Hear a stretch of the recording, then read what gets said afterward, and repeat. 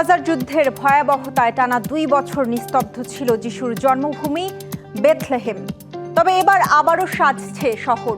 বড়দিন উদযাপনের প্রস্তুতিতে মুখর হয়ে উঠেছে পবিত্র এই নগরী। যুদ্ধবিধ্বস্ত অঞ্চলে দীর্ঘ নীরবতার পর বড়দিনের উৎসব এবার শান্তি ও আশার বার্তা ছড়িয়ে দেবে, এমনই প্রত্যাশা স্থানীয়দের। যুদ্ধের ক্ষত ভুলে ফিরছে উৎসবের রং। পর্যটকদের পদচারণায় মুখরিত মেনজার স্কোয়ার ও চার্চ অব দ্য নেটিভিটি। এবারের বড়দিন হবে বিশেষ, হবে ভালোবাসা আর শান্তির প্রতীক। 2 বছরের পর্যটনহীনতায় স্তব্ধ ছিল হোটেল, দোকান আর রেস্তোরাঁ। এখন ধীরে ধীরে প্রাণ ফিরছে স্থানীয় ব্যবসায়।